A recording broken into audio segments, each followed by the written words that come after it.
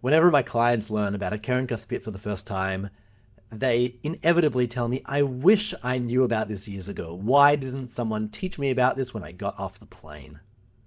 A Keren Kaspit is a great vehicle for short-term savings. It allows you to put money aside and earn a return on it. You can take any amount out whenever you like. You can add any amount whenever you like. You can automate putting money in and taking money out. You don't have to worry about speaking to the bank and negotiating. You don't have to worry about a savings account coming to an end after a year or two. You don't have to worry about not being able to access the money and negotiating liquidity points that I can access it every month or every quarter. All of that you can just forget about. A Keren Kaspit is fully liquid and fully available. So let's try to understand what it is. When you buy one, where is your money actually going? Then we'll take a look at the advantages of a Keren Kaspit, and then I'll help walk you through how you can choose which one or which ones you actually want to use. And then in the next video, you'll be able to see a demo of how to do it in your bank account. It's really just a few clicks and very, very straightforward. So what is a Keren Kaspit? At the end of the day, a lot of your money is going towards very short-term government bonds. We're lending the money to the government for a very short period of time. The fund is getting it back and is doing that again. That is one of the lowest risk things that we can do. Some people would argue that a Keren Kaspit might be less risky than even a savings account in the bank, but it's relatively similar, and it depends on which type of Keren Kaspit you buy. So there are two main types. Let's have a look at the one here on the right-hand side. There is a Keren Kaspit lelo concerni. In other words, it doesn't have any corporate bonds. It really just has government bonds. And that is the safest type. So you can see here that in this example, the Nadav one, 85% is put into makam, which is the very short-term government bonds, and about 15% within the fund managers put it into bank savings accounts, into Pictonot at rates that they negotiate because they've got billions of shekels to be able to negotiate great rates. So that's one example. There aren't as many of these that are available, many different types of these that are available, but there are some. The more classic example is a Keren Kaspit that is allowed to invest also in company bonds, but they are very high grade bonds. In other words, the risk is low on them, and also very short term, same as the government bonds. So you can see that nowadays, this is a typical example, and we're recording this beginning of 2025. Keren Kaspits do change a bit over time, especially as interest rates change. And this is one particular video that we update at least once a year.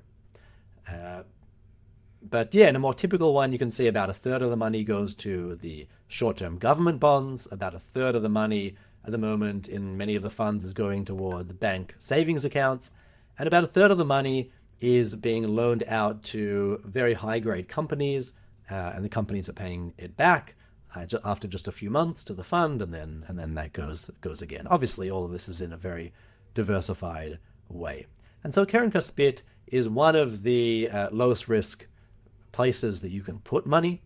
And if you want to be even more conservative, you can particularly look for a Keren Kaspit that is lelo concerni. And we'll see an example of that when we look at our list at the end.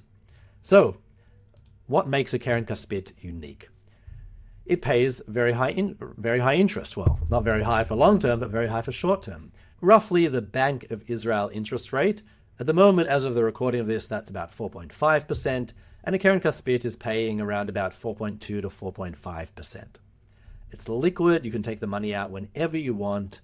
You just put in the order, and the next business day, the money is back in your account. There are no minimums. You can put in some funds as little as 1 shekel, and then put in and out, sell, buy as little as 1 shekel worth. Some of them, the unit price is 10 shekels. Some of them you have to buy a few units, but essentially no minimums. Low risk because of all of the things we spoke about in the previous slide. The tax is a little bit better on a Keren Kaspit compared to a bank savings account, at least at the moment. So on a bank savings account, a Picadon or a Pakam, you would pay 15% tax on the interest that you earn. With a Keren Kaspit, you pay 25% tax only on the real gains, only on the difference between the inflation and the gain that you get. So if inflation is 3% and the interest rate on the Keren Kaspit is 4%, then you're paying a quarter of the difference. You're paying essentially 0.25%, which is about 1/16 or about 6% of the overall return, and that obviously is less than 15% of the overall return. Number 6, transparent, easy, you know what's going on, you don't have to negotiate with the bank, and you just click a few buttons and you have access. The banks are not allowed to charge any bank fees on a Keren Kaspit, not on buying, not on selling, not on holding. And that's why we buy them through the bank. It's more convenient, and there are no fees to pay to the bank. There's just if you have a look over here, number 9, there's a very low management fee of about 0.1% paid to the manager of the fund, the management company of the fund. And also tax deferral. If you've gone through the long-term course already, you'll see that over there we used accumulating funds, so that if you just want to build up the value in the fund, you don't have to pay tax until you eventually sell. So all of the ones that we're going to look at are accumulating funds, and the returns just build up in the fund until you actually want to access the money. So lots and lots of advantages, especially when compared to a bank savings account. The only real situation where you might want to still use a bank savings account is if you need a fixed interest rate. Let's say you want to put aside money for 2 years, and if you do it in the Keren Kaspit, the interest rate's variable. It can change over time as Bank of Israel changes their rate. If you instead want to lock in a higher rate, then you do that in a different way, probably using a savings account. So now we know what a Keren Kaspit is, we know the advantages. Let's say you want to use one. This is what you do.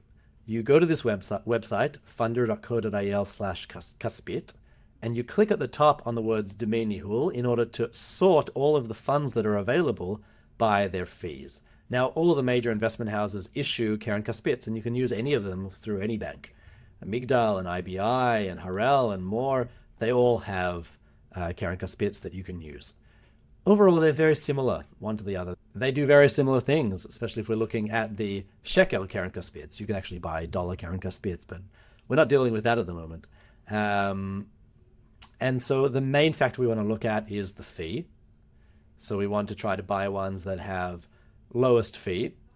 You can also have a look at, their recent returns and those kind of things, but it's not necessarily predictive. Just because one fund got 0.34 this month and another one did 0.38 this month, that doesn't mean that next month the higher one is going to be higher. So usually not really worth paying too much attention to those small differences, but the fees at least are predictable. So after we have a look at this list, this first one, you see it says mechaleket, that it distributes the returns. In other words, it doesn't keep them in the fund. So that's not ideal. To see all of the interest come back to our bank account and to pay tax on that regularly every month. We'd rather use an accumulating fund. So all the other ones are perfectly fine. All of these ones, at least, these next 7 in the list. There's one of them that is lelo concerni, that doesn't have the corporate bond. So if you're looking for that, here it is. There's only one that has very low fees, although there are more that have just slightly higher fees.